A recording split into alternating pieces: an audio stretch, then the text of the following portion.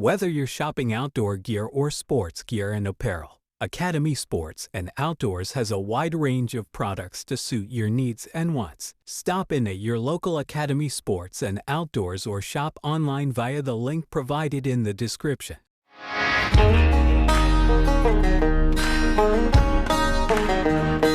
Welcome to Joshua 2415 Outdoors, proudly in partnership with Christian Bowhunters of America.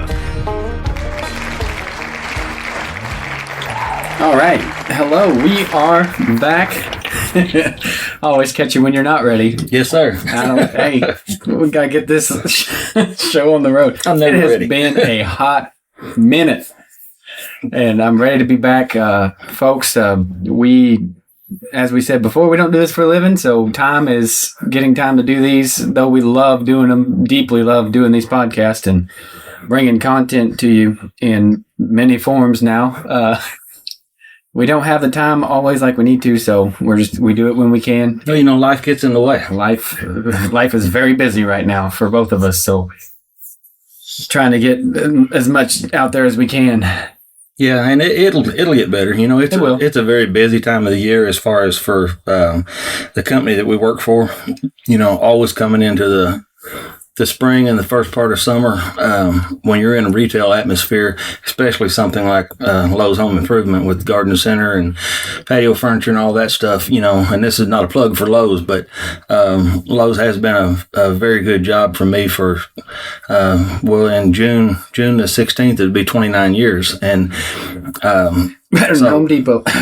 Well, excuse me. I tell you, I dearly love that I have this job and have the ability to know that every week that I've got a place to go that's going to take care of the needs of my family, and has for well over a quarter of a century now. Don't that sound crazy? Oh my gosh, yeah. But I'm looking for that 30-year. I would really like to get to that 30-year. You get to pick prizes at different milestones, and at 30 years, there's two solid oak rocking chairs that I want for my porch I'm building. Oh, that's pretty neat. Yeah, that's my goal. I'm working 30 years to get two rocking chairs. Hey, it's a souvenir for your porch. But this has been a very good place for me to work, and just like any place else, there's always issues and ups stuff, and downs everywhere. But everywhere I am very thankful for the company and for the job that we have. And I'm thankful for being able to, working with you on this schedule. We have the ability to take our lunches and breaks and work on this stuff. Yeah, absolutely. You know what? Speaking of companies, how about our latest affiliate, Academy Sports and Outdoors? Ain't that cool? That is really neat. Ain't that cool? We're excited for all of our partnerships. Christian Bowhunters of America. We've partnered with Academy now. We've partnered with Striking Viking Beard Oil. Now, I want to say something about that. I have been using that product. They sent us a package of 4 different oils, and out of the 4, I snatched the vanilla and the sandalwood, and I have not tried the sandalwood out yet. I had used sandalwood in other products before just because I like that smell, but when I smelled that vanilla, I knew that was what I was going to have in my beard until it ran out, and then I'm going to order more. But this is a plug for Striking Viking. And I have been bearded off and on since I could grow a beard. Other than when I worked at Coca-Cola, which you could not have a beard. But this Striking Viking beard oil is the finest beard oil that I have ever used, and I'm really thrilled. Not just saying that out of bias. Because I've tried many myself. Yes, I have. And there was another product that I'm not going to say the name of it, but that I was absolutely, this is the only product that I'm going to buy, and I had been buying it for several years now, and it has outdone that product hands down. And I have totally switched over, and I will be ordering their product nonstop. Yeah, I got the cedarwood and citrus. I've used the cedarwood a lot because I generally love cedarwood smells. Yeah, I love it. It's great. It's not a bad product. Pretty good. And our last one, Pure Hemp Botanicals. coming through with the relaxing and relief of CBD. Yeah, and I'm thrilled about that. There's a lot of people that use that product and find it very helpful, and I'm happy with the fact that it is something natural. It's not like it is not like we are promoting you going out and doing weed or something like that. It's something totally different. It has that stigmatism, but it's not. I've tried a couple of them because I got pretty bad low back pain. It gets bad. It flares up sometimes. And of all the ones that I've tried, I like this one the best simply because it's not an overwhelming, high, I guess you could say. It just does enough to get the pain done, and for me, that's what I want. That's what I like about it. So you could tell the difference in you. And it's mood support. You can tell that you are not in as much pain after you have used some of it. When we're fishing and you take that really makes your fishing trip a lot better. No, seriously, you can see the difference. Because I know we have both discussed standing and continually casting. My back low back pain, and I know that has really helped you while we were fishing. 100%. 100%. All right, now moving in. Now that we got all that out of the way, all the business taken care of. The business. Let's get into the podcast. That's what we're all here for. And today's episode, I simply am going to have Comer share the story of, let's say, I've been to his house. He's got a lot of mounted deer on his wall, and I've been curious to know which one is most special to him and why. And that's what we're going to cover today. And also later on, when we get time, we will try to get out a video of all of them. And I want him to go over the story of several of them. And just, I think that'd make a neat video. So, and that does excite me because the stories, I've shared the stories of all these heads with, my family and a lot of my friends, but the opportunity to take and share those experiences with other people, especially on a wider platform through this podcast, it really excites me. I love telling those stories. I love the fact that the content that we have been putting out has already got over 500 subscribers. That just absolutely blows my mind. Yeah. That just two rednecks trying to take their lunches and breaks and talk. But I've got this. And then our fishing trips and hunting trips and getting, I enjoy doing that. Whether or not anyone watches it is irrelevant. I really enjoy making the content. Yeah. And I enjoy spending time with you. So if you enjoy all of that, I enjoy every aspect of it. So you want to hear about the... Yeah. When you think about it, think about any podcast you listen to, any YouTube channel you watch, hunting show, fishing, whatever. Mainly hunting. I find that typically I enjoy the ones that have a story. You think about your Seek One, your Whitetail Edge, a number of them that when there's a story involved, okay, they've been chasing this deer for years or whatever, 2-3 years, they've got him on camera. There's a story behind it. Gosh, it just makes the experience that much more engaging. And so that is the premise of why I want you to tell the story of the one that's most precious to you, and the story behind that. So, with that said, let's hear it. Okay. Jump right in. All right, let's get after it. I don't have the storylines like most of these people. There's only one deer that I have ever saw ahead of time, actively pursued, yeah. And then I did kill that deer on the first attempt to kill it, our first attempt to hunt it. I was successful in doing that, but Other than that, I go and I hunt sign and see what shows up, because up to just a couple of years ago, I had no trail cameras. I had none of this access to any kind of technology. So we just did it the old school way. And a lot of times when you would see a buck, you'd see him for the first time and had to decide then if you were going to take that deer. And you had no idea, a lot of the times, a lot of the places, you had no idea even what size of deer you were setting up on. You were just setting up on sign. So my most memorable deer that I have ever killed was when I was 18. And I was young. I was very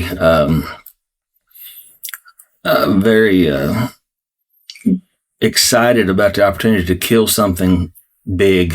But I was also still at the point in my hunting career to where if it's brown, it's down. Yep. And, I was not of the mindset of passing up deer at that point. And it was a shotgun kill. It wasn't a bow kill. But that shotgun season in 1988, it was a couple months before I got married. It was a month before I got married. But I had... I just want to point out, in 88, I wasn't even born yet. I'm sorry. Go ahead. In 88, I was getting ready to get married, and I was 18. But me and my dad had found this spot on this farm, and we had been hunting this farm for about 4 years, maybe 5 years at that point. And, I had killed several deer. At that point, I had been hunting since I was 13, and I had killed several deer, and I already had one on the wall, but I had not killed a big, mature. Yeah. I don't even think at that point I had a big, mature deer in close. And I had seen them, but not in close to where you can feel the presence.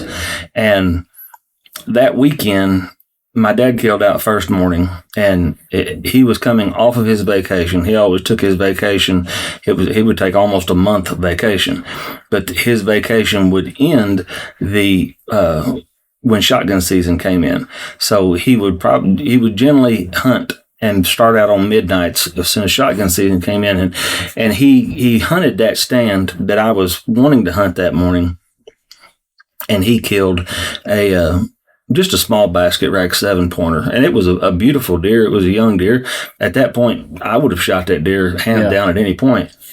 But that freed up that stand for the weekend. I knew he had to go back to work. You couldn't bow hunt at that time during shotgun season, so he was out of the picture. So I went to that stand, and it just poured down rain all day Friday, all day Saturday, and I was just so enamored. I knew I was going to set it out no matter what. And at that point, I'm still dating my wife, so I'm sitting all day in the rain and then going home trying to get dry and changing clothes and headed out, and me and her would run around until the wee hours of the morning and then head back out. Plus, I was working at Coca-Cola at that time. So finally on Sunday morning, and I had not had an opportunity to shoot at anything yet. And that Sunday morning, I went back in. The rain had finally broke and everything. It was cold. It was crisp. I got into that stand. As daylight came, you could just tell, you just get that feeling. You get that feeling that something is going to happen. And I didn't know what that something was, but I knew I had set that was the third day. I had been cold. I had been wet, and I was ready to kill something and go home. I can equate that to maybe not exactly the same, but when you're out fishing and you think, man, I just feel that one more cast before I leave. Exactly. And boom. Exactly. Sometimes it happens. And it did that morning. And it was totally unlike what I had thought was going to happen. I was sitting in that stand, and a little after 8 o'clock in the morning, God, that was so long ago, but I can still remember it so crisp. It's all playing back into my head right now, even thinking about it. I'm getting excited just thinking about it. I was sitting in that stand. That stand wasn't super high. It was maybe 10 or 12 foot off the ground. And we had both filled our bow tags, our first bow tags out of that stand. the prior week. I mean, it was a hot little stand. It was a funnel coming out of big timber, going down into crop fields, and it had just a super amount of sign, big rubs, big scrapes, everything that you would look for. Hey, and I'm still 18. I'm not prime time location. Yeah, it's a prime location, but I'm not mature enough in my hunting career to really realize what kind of gold mine that I'm sitting on.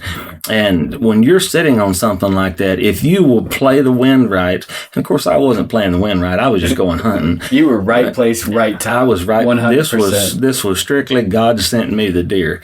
This was nothing to do with me other than pulling the trigger. But at that morning, a little after 8, I think it was 8:20, I saw movement up into the timber, and it was really thick. There was a fence line there, and it was really thick on the other side of that fence. And I saw movement in there, and slowly, as it materialized out of there, it was a young doe. And I mean, it was a young doe. And I thought, girl, you are dead. I am ready to get rid of this tag. I am ready to move on with something else and let this weekend go by. And she stepped out at maybe 15 yards, just totally broadside, wide open.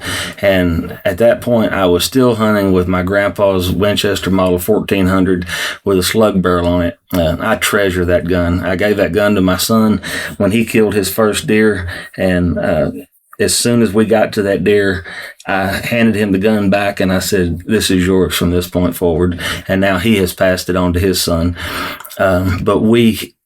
It was me. I eased the safety off on that shotgun, and as I got that gun, because that stand was really open at that time. Looking back on it now, I would never hang a stand that open now, but it worked. And I eased the safety off, and I had the gun on my shoulder, and I got those iron sights just perfect right behind her shoulder. And I know I was applying pressure to the trigger. It was about to happen. It was about to happen, and if it was another millisecond, the rest of this would have never happened. But I was applying pressure, and the flash of something white or light colored caught my eye back into the timber behind her, back in that thicket. And I let off the trigger and looked back, and I could see this monstrous body. That's all I could see at that point. It was a body like I had never seen in the woods, coming through with... Worth more to you at that point than that doe. Oh my gosh. My heart was beating out of my chest. I could see the head was down, so I knew it was a buck following her. I knew I had never saw something with a body that size. And when he finally came out of that thicket and he raised his head and looked at her, it was the most majestic set of antlers that I have ever seen. It was just undeniably, at that point in my life, not only was this a giant bodied deer, and the deer was so big bodied, now looking at it, the horns don't get justice because of the size of the deer. But I knew it was the biggest deer I had ever seen. And I had grown up my whole life looking at my dad's 10-pointer on the fireplace and wanting something that was like that. And I think it scored 145, 147, something like that. But it was just Your dad's? Yeah. Okay. It was just a beautiful deer. And it was the biggest deer that he had ever killed. And when this deer stepped out, I knew it was bigger than what he had on the wall. And I don't even know what happened to the doe at that point, because I was just looking at him. In your mind, she disappeared. She just disappeared. She was probably still standing there when I pulled the trigger, but he ended up, he was tracking her. So I knew, even at that age, I knew he was going to end up right where she was. And he walked right up into the spot that she had been standing. And he just stood there and raised his head up. And when he raised his head up, I squeezed the trigger. Now, I did not make a behind-the-shoulder shot. I'm just thankful that God sent the slug to where it dropped him in its tracks. It hit him in the front of the shoulder and broke his neck, or kind of in the front and kind of high, and it broke his neck. But he was so big, the slug did not come out. He just dropped in his tracks, and I I jumped out of that tree. Now, we didn't wear safety harnesses or anything like that back then, but I did not touch a step on that tree. With that shotgun, I just bailed. And I ran over to that deer. No, that's excitement right there. That was excitement. And I was young enough. Maybe that's why I've got so many problems now, but I ran over to that deer and I was absolutely awestruck of the horns, but of the body. Yeah. The body was so incredibly large. I did not know that a whitetail could get that big. And I had never seen anything like that. I had read about northern whitetail getting that big. At that point, you're thinking, dang, how am I going to get this thing out of here? That was a big issue. That really was. Because I had seen a few years before. Because that's probably easily 200 plus. The deer ended up, the scale that we weighed him on bottomed out at 255 before we got his head out of the trunk. Wow. And that was dressed. That's a big deer. That was dressed. That deer was easily, I call him 265, but the deer was probably well over that. And I've always just called him 265. I don't really know why. I know the scale went to 255. My father-in-law had it on the backhoe and was getting it out of my trunk. And when the scale bottomed out, his head was still laying in the trunk. So the deer was somewhere between 255 and 300 pounds dressed. So did you get it scored, or do you know what the score is on it? Yes, I had it scored, and it scored 153 and 3/8. And dang. But the body, and that's a huge set of horns, but the mass on the antlers and the mass to his body, it really didn't let the antlers have justice to how big they were. If you'd have put that set of antlers on a 200-pound deer or a 185-pound deer, you would have saw something just crazy looking. But it was just a huge deer with big antlers. So if you would have saw that on around 190-pound deer, you probably would have thought, man, this is 160 plus. You would have thought it was 200-inch deer. Yeah. You really would have. And I didn't even know, at that point, back in the 80s and even in the 90s, people didn't shoot 200-inch deer. A 200-inch deer was a complete rarity. Now you have people shooting 200-inch deer all the time because of land management and people basically raising deer. They buy a huge farm. They only shoot deer that are fully grown and fully matured, and they weed out the deer that are not going to have those genetics. So they breed, they let nature take its course, but in doing so, they let deer reach their full maturity, and they take out of the gene pool anything that they don't want. So, but this deer was just, at that time, that was just a huge deer. And I can remember when like I say, and I was just awestruck about the body size. But when I started to gut the deer, that is another thing that just amazed me. When I took its heart out, I mean, its heart was almost as big as a football. And dang. I was looking at these things, and I had gutted several deer, at that point. I'd been hunting at that point for 5 years. And I was really quick at gutting deer, so my dad would let me gut all the deer and skin all the deer. I was really good with a knife. But as I took the organs out of this deer, just the size of these organs even just I was in awe of every bit of it. And I thought, I want this deer full body mounted. So not only was he big in body mass visually from the outside, he was just big everywhere. He was just an astronomical animal. And there was a man that looked at his teeth and told me how old he thought he was, which that was, there's no way, because that guy said, he's only 3.5. Well, a deer don't get that big at 3.5. It just don't. I don't know how old that deer was, but he was as old as he was going to get. But when I decided, a few years prior, I had met a guy named Noel Feather, and he had a hunting show, and he had killed a big whitetail by rattling it in, and he had a full body mount, and he took that full body mount with him when he would go do shows. And I had met him. I've got a picture of me and him standing beside his full body mount. Now, I was 15, 16 years old. And when I had that deer laying there, I thought, I want this deer full body mounted. And then I realized, so I didn't gut it at first. Yeah. And then I realized I couldn't move the deer. I tried to get the deer drug out, and I could not get the deer more than a couple feet. And I was strong as an ox back then, but it was just, that deer was not coming out of there with me by myself. So I gutted the deer, and that was a huge amount of weight to come out of that. And still, it was a very big struggle getting the deer over to the ridge line to where I could get him going downhill. And I got him down the hill, and then it was in a ditch at the bottom. I got him into the bottom of the ditch. Now, thankfully, the field was right on the other side of that.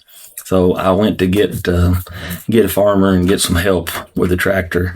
And they had been on that farm their entire lives, and his dad rode with us on the tractor that day, and his dad was in his 80s, and he had been on that farm since the 30s, I think. Wow. Maybe the 40s. But so notice on how many deer they had seen over the years.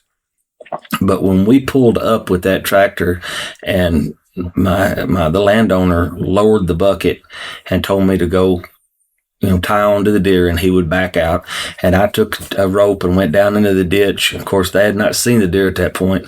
I tied on to it and told him to go ahead and back up, and they drug it up out of there. And they were both they could not believe the size of this animal. And they had been hauling silage with that bucket all day. That bucket stunk to high heaven. Gosh. So we got the deer into the bucket, took it all the way back to his house. And I had a 1979 Ford Granada that was slick. It was coal black, didn't have a scratch on it, had red interior. When I bought the thing, a 1979 model, and it had 16,000 miles on it when I bought it. And it was beautiful, spotless. That was your baby. I was my baby. It was also my first car. And he said, "We're not putting that in that car." I said, "Yes, we are. I have waited to put something in this trunk, and I want that deer in this trunk." And we fought and tried, and finally got that deer in the trunk. And I had to gently lean my weight down on the trunk to get the trunk to snap, because the antlers were wide enough and the body was big enough. It just completely filled the trunk. That's crazy. So I leave the farm. Now, this story just keeps getting better and better to me. I leave the farm, and at that time, you still had the check stations. And so I went to Veach's truck stop there in Metropolis, and that's where our check station was. And it was pouring down rain again by then. And I walked in, and you got all these old men that weren't hunting that morning because it was raining. And I said, "I need to check a deer in, sir." And the guy said, "I'll be right there." And all these old men were like, "Well, son, you sat out there all morning to kill you a little buck?" And I said, "Yeah, I just got me a little buck." And so the guy come out, and I leaned down on that trunk to get it to unlatched when I put the key in. And when it popped open, he looked, and I could still see him. His jaw just hit the ground. And he turned around, and he went back into the check station, or back in the truck stop. And all them old men come out and just stood there at this little buck. And it ended up being one of the biggest bodied deer that had ever come out of Massac County. And we never even had an actual correct weight on it. We just know he was well over 255 dressed. But and he's in my house, and he's been there since 1988. And I think that was probably my most memorable deer head. Now, I've got there's great stories with all of them. And we will get into that at some point. We will. I can't wait for that. I love these stories. That was just such a moment for a young man. And my wife, my fiance at that point, she came to the house, and I remember as soon as I got back to my parents' house, which I was still living there, as soon as I got there, I called my pastor at that point and said, "I know I'm supposed to be teaching a class this morning, but I'm not going to make it." And then I called her, and she hurried up and run to the house, and I had already checked it in and all that stuff. But it was a day of celebration. And I even called my dad at work that day, and you did not call people at work at the power plant, and so, but he said he knew when they told him that he had a phone call at the office, he knew it was about a deer. It wasn't a problem. And so when he got home, his 7-pointer that he'd killed the day before was laying there, and I just had to do it. I pulled the body of his 7-pointer kind of up in the cavity of this huge buck so that he could see that my buck was big enough to swallow his buck. And he was thrilled to death. He was so pumped that I had got it. But then we took a bunch of pictures, and I can remember we went to the mall in Paducah to have the film developed. Still had that film developed back then, and we went to the 1-hour photo develop, and there was a Long John Silver's inside of the mall, and me and him and my wife, our fiance, wife now. Film development. Since I was born in 90, I do still remember having to get film developed. Okay, well, you're in on that. Well, we waited the hour and got the film. Because he wanted to, that's the little rolls, right? Yeah, it was a little 35 millimeter rolls, which I really miss because I used those 35 millimeter film canisters. Those were my scent bombs. I filled all those empty ones, I filled with cotton balls, and then I would put the scent in that. And for years, when they were still developing, I would go to Walmart when they had the development in there, and they would give me bags of those scent I used them as scent canisters. It was filled canisters. That's it, buddy. That's the story of my most memorable and the biggest deer I've ever killed. I love that. We're definitely going to have to get into the rest of those stories and I'd love to get a video of that too, if we can, and if you're all right with that, of course. Oh, absolutely. I'd love to get all that. I love the stories. Who doesn't? Who doesn't love a good story behind the kill, I suppose you could say. Yeah, absolutely. And that's all of it. I don't want to forget it. And now, thankfully, because of the podcast, now that story is recorded. Yeah. And if I can't tell that story to great grandkids and great great grandkids, it's out there. It's out there. And that's awesome. I love it. Awesome. Well, thank you all again for joining us. If you would, please check out I'm going to have those affiliate links in the description. Check those out. Academy, Striking Viking Beard Oil, Pure Hemp Botanicals, and Christian Bowhunters of America. Absolutely. We thank you so much for joining and listening, and just hope that you continue to do so. And hey, if you like what you hear, even if you don't, you can still, spread it, share that. Just tell your friends, tell your coworkers, tell your family, everybody. Just tell them. Help us help you, because we're doing this. We enjoy doing it, but it's there. We want to help. We want to help somebody with something that we've been through already, and whether it be something to do with hunting or something to do with a life experience, something to do with something that seems like a positive, something that maybe seems like a negative at the time. Sometimes you just need to know somebody's been there, somebody's made it through it. And on that note, we will be doing an episode soon. I've been through some very difficult things over the last month or so, and I want to dive into that and just share how I've overcome different obstacles in my life. And Comer as well, we're going to have an episode. It's tough to do, but I want to do it, and we're going to bring that to you eventually. So thanks again for listening, and God bless you. God bless.